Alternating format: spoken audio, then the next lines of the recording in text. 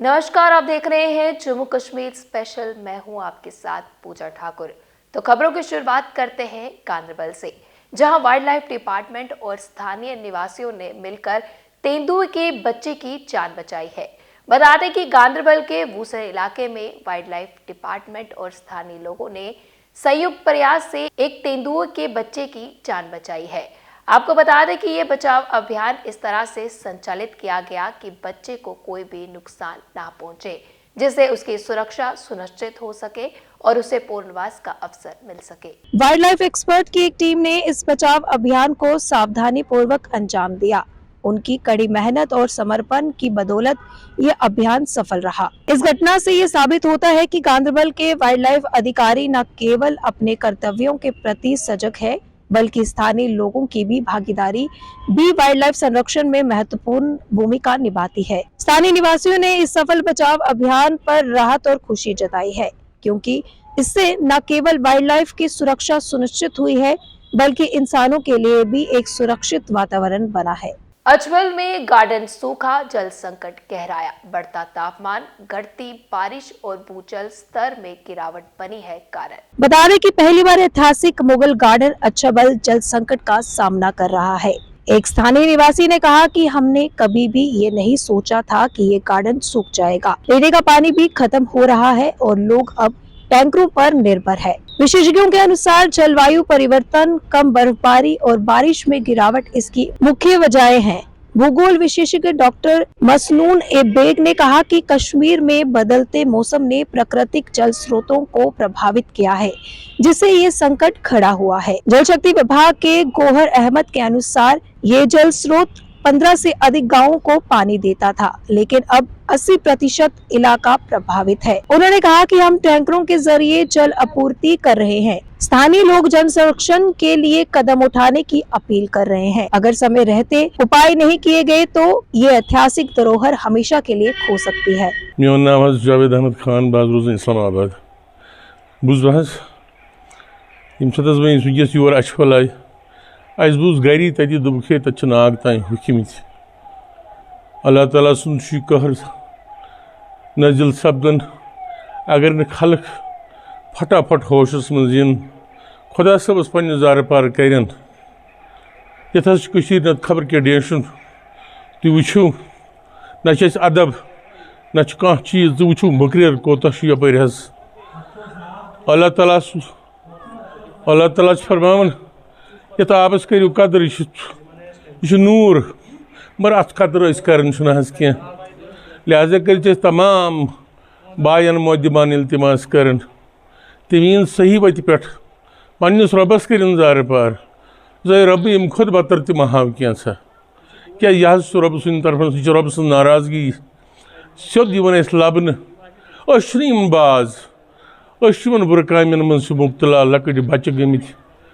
रब्बुल आलमीनस कुन वरी सारे मालन माजन मोदिमान इल्तिमास कर तम कन पन्न बच्चन राह रास्तस पे।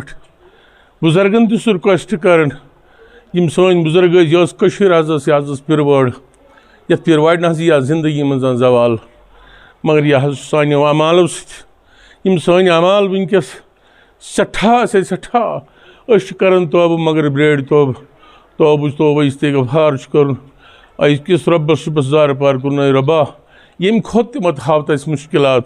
जम्मू कश्मीर सिने एसोसिएशन ने आज एक प्रेस कॉन्फ्रेंस में तवे फिल्मोत्सव 2025 की घोषणा की है। यह आयोजन जम्मू कश्मीर में सिनेमा के क्षेत्रों में एक नए युग की शुरुआत करने के लिए तैयार किया गया है। नेचुरली आप जैसे जानते हैं कि बहुत से फिल्म फेस्टिवल यहाँ पे होते हैं, लेकिन ये एक पहला मैं यूनिक फेस्टिवल बोलूँगा कि होता यह है कि मोमेंटो से दिए जाते हैं, सर्टिफिकेट्स दिए जाते हैं, लेकिन फाइनेंशियल जब उसके बीच में इंक्लूजन होती है तो वो उसमें थोड़ा सा एक वेटेज आ जाती है। तो ये फेस्टिवल जो है ये जम्मू कश्मीर सिने एसोसिएशन ने पहला ये अटेम्प्ट किया है, पायनियर किया है इस फील्ड में, और चाहते हैं कि जम्मू कश्मीर के जितने भी फिल्म मेकर्स हैं वो अपनी शॉर्ट फिल्म्स लेकर यहाँ पे आए और यहाँ पे प्राइजेस जीते, मतलब कैश प्राइजेस जीते। हमारा ये है, मतलब उससे एक हौसला बढ़ता है और काफी लोग इसके साथ जुड़ते हैं। आज के समय में देखा जा रहा है काफी यंगस्टर्स जो है वो बढ़ चढ़ कर आगे आ रहे हैं, अपना ही एक पेज बना लेते हैं, वैसे आते हैं, तो क्या वो भी आपके साथ जुड़ सकते हैं? किस तरह से जुड़ा जा सकता है? देखिए आजकल सोशल मीडिया का जमाना है। अभी ये जो अभी हमने ओपन किया है ये अभी सोशल मीडिया पे आ जाएगा, सब जगह पे चले जाएगा। तो जितने भी लोग हैं जो जुड़ना चाहते हो इसके साथ, वो हमारे साथ जुड़े, और मुझे लगता है कि बहुत से लोग इसके साथ जुड़ेंगे। जम्मू बार एसोसिएशन के सदस्यों ने पूर्व अध्यक्ष न्यायमूर्ति रिटायर्ड विनोद कुमार गुप्ता के निधन पर शोक व्यक्त किया। अध्यक्ष के निर्मल कोतवाल के नेतृत्व में बार एसोसिएशन के अन्य सदस्यों ने न्यायमूर्ति विनोद गुप्ता की आत्मा की शांति के लिए एक शोक सभा का आयोजन किया। We have assembled here to condole the death of Honorable Justice V.K. Gupta and Shri Subhash Dutt ji, one of the legal luminary in tax law. Honorable Justice V.K. Gupta was born in 1947, had early education in UP and Jammu and Kashmir, did LLB from Delhi University, enrolled as advocate with Delhi Bar Council in 1970, served as Advocate General J&K, was visiting lecturer in Faculty of Law, University of Jammu. Also served as Senior Central Government Standing Counsel in J&K High Court, was actually associated with bar activities and remained as President of the Bar Association. कहीं ना कहीं बड़े दिल को ठेस पहुंची कि हम लोग इकट्ठे इतनी 50 साल मेरी अब प्रैक्टिस होने को आ गई है। इसी दौरान में मैंने उनको सबसे पहले जम्मू कश्मीर में असिस्टेंट एडिशनल एडवोकेट जनरल हुआ करते थे, उन दिनों पहली पोस्ट क्रिएट हुई थी। उन दिनों ना डिप्टी हुआ करते थे ना एडिशनल हुआ करते थे। तो फर्स्ट टाइम इनके लिए पोस्ट क्रिएट हुई और ये बने। तो हमें लगा कि हम में से एक नौजवानों में से एक आगे, क्योंकि 2 या 3 साल उनसे सीनियर थे। उसके बाद वो उनके लिए डिप्टी एडवोकेट जनरल की पोस्ट क्रिएट हुई, वो बने। उसके बाद जैसे आज इन्होंने निर्मल जी ने और बाकी सब ने, ये प्रधान जी ने ये याद कराने की कोशिश की कि आज हमारी हालत ये हो गई है कि हम सब लोग पेश हो रहे हैं उनकी जगह। मतलब उनकी डेथ हो गई। जो यहाँ शख्स बार का प्रेसिडेंट रहा, यहाँ शख्स बार ने हर उस पोजीशन को ऑक्यूपाई किया, ये हमारे लिए शर्म का वारिस है कि साहब हम लोग पेश हो रहे हैं। मैं ये समझता था कि आज पूरी की पूरी बार यहाँ शामिल होगी इस कंडोलेंस मीटिंग में और ट्रिब्यूट्स पे करेंगे उस शख्स को जो हम में से एक था, हम में से चले गए। और लॉन्गेस्ट पीरियड अगर उनको एक मौका मिलता, मेरे हिसाब से अगर मेरी कैलकुलेशन गलत नहीं है, तो 7.5 साल चीफ जस्टिस इंडिया रहना था उन्होंने। ये बदकिस्मती है बार की कि वो वहाँ तक पहुँचे, लेकिन वहाँ आगे उनको मौका नहीं दिया खुदा ने। श्री गुरु रविदास सभा द्वारा आज एक पत्रकार वार्ता आयोजित की गई, जिसमें घोषणा की गई कि सभा के चुनाव 10 साल के बाद होने जा रहे हैं। ये चुनाव सभा के संविधान के अनुसार होंगे। प्रेस कॉन्फ्रेंस में बताया गया कि चुनाव की प्रक्रिया 3 महीने में पूरी की जाएगी। इसके लिए सदस्यता अभियान भी चलाया जाएगा। चुनाव में 2 पदों के लिए मतदान होगा, अध्यक्ष और महासचिव। चुनाव की तिथि जल्द ही घोषित की जाएगी। आज की प्रेस कॉन्फ्रेंस आज J&K श्री गुरु रविदास सभा के रिलेटेड है, जो कि 10 साल के बाद होने जा रही है।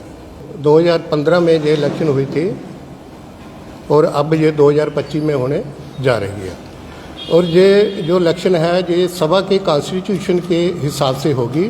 जो हमारा आइन है, डिस्ट्रीब्यूट करने के लिए हम अपने जो ब्रांच सभा हैं, विलेज कमेटी होंगी, जहाँ मोहल्ला कमेटी होंगी, जहाँ प्रोमिनेंट सिटीजन जो हमारे बरादरी के होंगे उनको देंगे और वो मेंबरशिप करके हमें वो वापस करेंगे। उनको 3 हफ्ते का टाइम दिया जाएगा। ये सारा प्रोसेस जो इलेक्शन का है ये 3 महीने में हम कंप्लीट कर देंगे। इलेक्शन जो है ये 2 पोस्ट की होगी, एक प्रेसिडेंट की और एक जनरल सेक्रेटरी की। हम आपके माध्यम से अपनी बरादरी के मेंबर्स को अपील करते हैं कि वो इस इलेक्शन में जो मेंबरशिप ड्राइव होने जा रही है इसमें ज़्यादा से ज़्यादा बढ़कर हिस्सा लें और ज़्यादा से ज़्यादा अपना वोट जो है वो बनाएं, ताकि जो फ्री और फेयर इलेक्शन जो हो सके।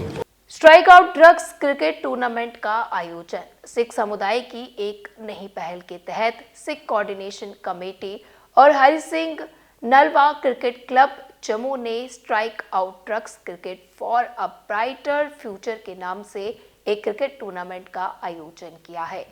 इस टूर्नामेंट का उद्घाटन एलजी मनोज सिन्हा द्वारा किया गया।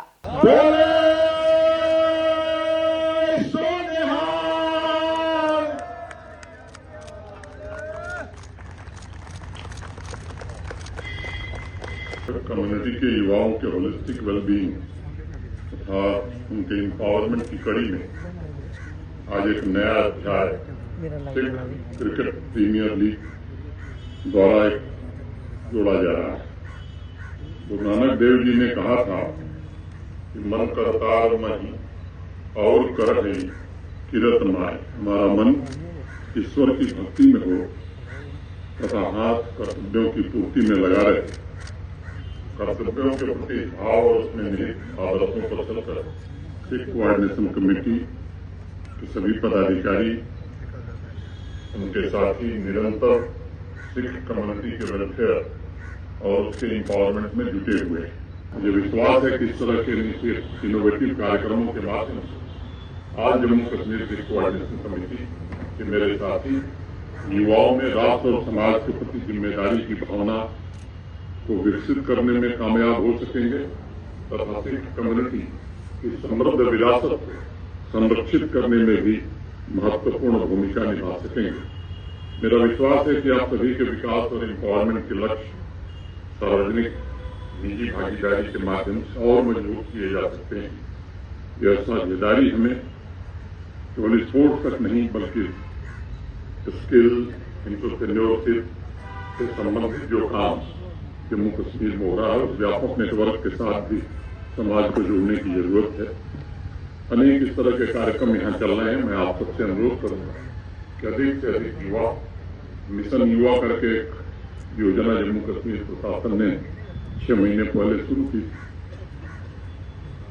मैं सबसे युवाओं से विशेष रूप से आग्रह करूंगा कि उस योजना से जुड़ने की जरूरत है। 1 लाख से ज्यादा स्मॉल एंटरप्राइज गठित करना, 4.25 लाख से ज्यादा युवाओं को रोजगार देना। आज भारत इनोवेशन सेक्टर में दुनिया की एक महाशक्ति बनकर उभरा है और वर्ल्ड रैंकिंग के अनुसार भविष्य की वैश्विक अर्थव्यवस्था को आकार देने में सबसे सक्रिय और ताकतवर देश भी बना है।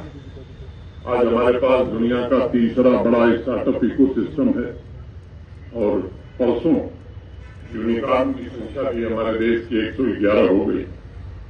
दुनिया में हर 10वां यूनिकॉर्न एक भारतीय का है और टोटल वैल्यूएशन की अगर मैं बात करूं तो $350 बिलियन से अधिक योगदान आज देश के युवाओं ने यूनिकॉर्न के माध्यम से दिया है। हम सब जानते हैं कि भारत दुनिया की सबसे तेज गति से बढ़ने वाली अर्थव्यवस्था भी है। मोटे तौर पर जो वर्तमान जीडीपी हमारी है वो 6.5 के आसपास है और आपको जानकर आश्चर्य होगा कि जो दूसरा देश है दुनिया में वो यूएई है जिसकी जीडीपी ग्रोथ 5.5 है। चीन तीसरे स्थान पर है जिसकी जीडीपी ग्रोथ 4% है और दुनिया का सबसे विकसित और धनी देश माने जाने वाला अमेरिका, इसकी जीडीपी 1.4% के दर से आगे बढ़ रही है। आप सब जानते हैं पिछले 10-11 वर्षों में दुनिया की 11वीं बड़ी अर्थव्यवस्था थे और आज 5वीं बड़ी अर्थव्यवस्था बन गए। 2030 तक भारत दुनिया की तीसरी बड़ी अर्थव्यवस्था बनेगा। इसमें यहाँ खड़े नौजवानों का भी योगदान हो, इसके लिए हमें संकल्प लेने की आवश्यकता है। आज भारत दुनिया का सबसे युवा देश है। लगभग 65% आबादी हमारी 35 साल से कम है और लगभग यही स्थिति जम्मू कश्मीर की भी है। जम्मू कश्मीर की भी 65% आबादी 35 वर्ष से कम है। पिछले युवा उद्यमियों की भागीदारी के कारण, नौजवानों के प्रयत्न के कारण मिडिल क्लास का दायरा भी देश में बढ़ा और आज देश की आबादी का 31% हिस्सा मध्य वर्ग मिडिल क्लास के रूप में तब्दील हो गया। अगर विश्व में टैलेंट या यूं मैं कहूं कि स्किल मैन पावर की बात करूं तो अगले 10 वर्ष में स्किल वर्कफोर्स की सप्लाई में भारत का हिस्सा मोटे तौर पर 25% होने वाला है। आप इस बात से अंदाजा लगा सकते हैं कि 2030 तक भारत की वर्किंग एज वाली जनसंख्या 1 अरब से अधिक हो जाएगी।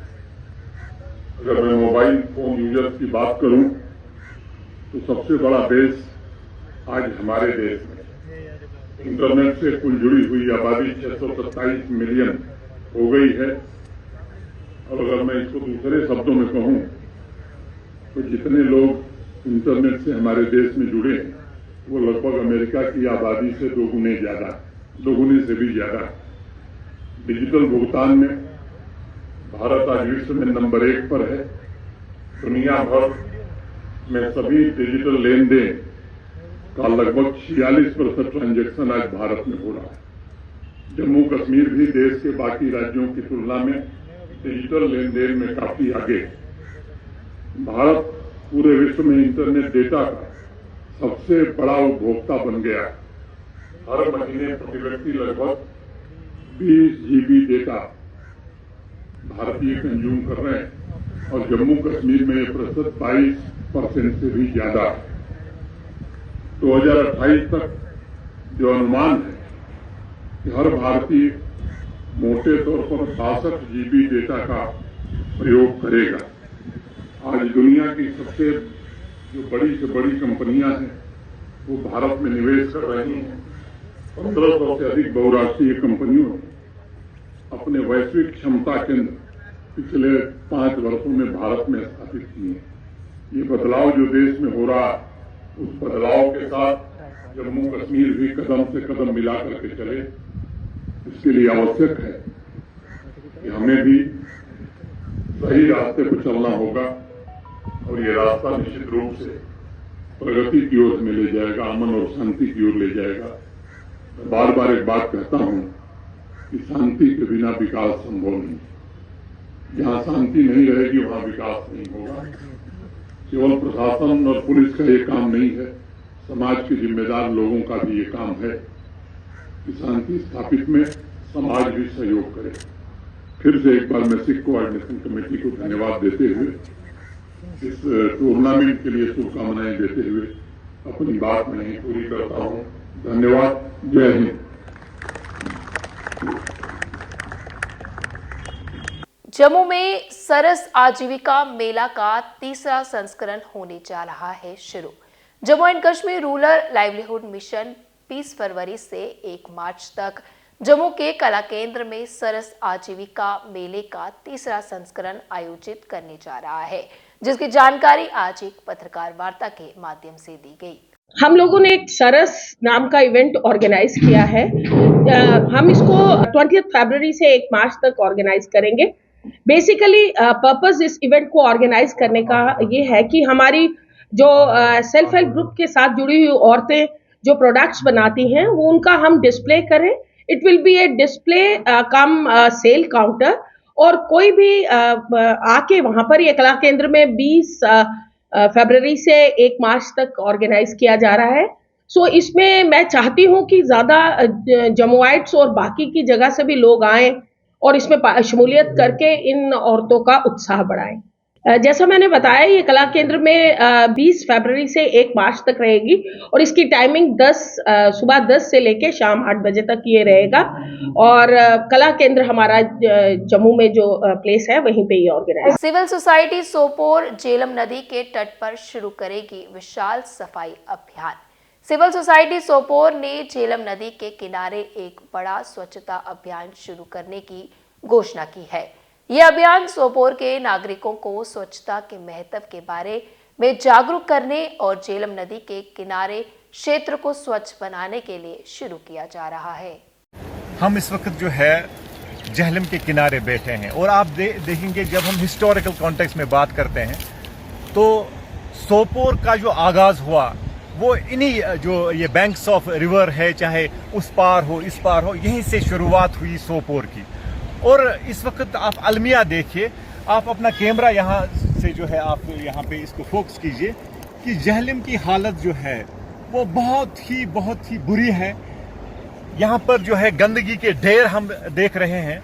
तो इस सिलसिले में जो है कल यहाँ की लोकल एडमिनिस्ट्रेशन में खासकर जो हमारे तहसीलदार साहब है शेख तारिक साहब, तो उन्होंने एक आइडिया दिया कि यहाँ की जो भी ऑर्गेनाइजेशंस है, जो भी स्टेक होल्डर्स है और जो भी लोकल एडमिनिस्ट्रेशन है, तो एक मेगा ड्राइव हम करेंगे। जो भी ये कूड़ा करकट है जहलम के किनारे, इसको हम साफ करेंगे। तो इस सिलसिले में जो है आज ही मैंने जो हमारे अंजुमन महिल इस्लाम के प्रेसिडेंट हैं लतीफ़ साहब, उनके साथ मैंने बात की जावेद साहब के साथ जो हमारे इंडस्ट्रीज़ के प्रेसिडेंट हैं, मैंने अशरफ साहब के साथ बात की जो हमारे ट्रेडर्स फेडरेशन के प्रेसिडेंट हैं, मैंने जो है NGO डॉन के जो मेंबर है काबली साहब, उनके साथ बात की। मैंने बहुत सारे स्टेक होल्डर्स के साथ बात की और इस सिलसिले में इंशाअल्लाह लोकल एडमिनिस्ट्रेशन के साथ जल्द ही हम एक लाहे अमल बनाएंगे कि किस तरह से हम इस जो ये गंदगी दोनों अतराफ में हम देख रहे हैं, इसको हम किस तरह से साफ करें। जम्मू कश्मीर भाजपा प्रवक्ता डॉक्टर ताहिर चौधरी ने भाजपा मुख्यालय जम्मू में एक संवाददाता सम्मेलन को संबोधित कर विपक्ष पर निशाना साधा। आज का जो मेन मुद्दा है, पिछले कुछ दिनों से हम लोग देख रहे हैं कि कांग्रेस पार्टी रोज कोई ना कोई निशाना भारतीय जनता पार्टी के ऊपर लगाती है, कभी केंद्र के ऊपर, कभी जम्मू कश्मीर भारतीय जनता पार्टी की टीम के ऊपर, हमारे काम करने के तरीके के ऊपर। ये वो पॉलिटिकल पार्टी है जिसका अगर देश में बात की जाए पिछले कुछ समय से, तो मुझे लगता है कि जो हालात कांग्रेस पार्टी के हैं ये आप लोग भी बेहतर तरीके से जानते हैं।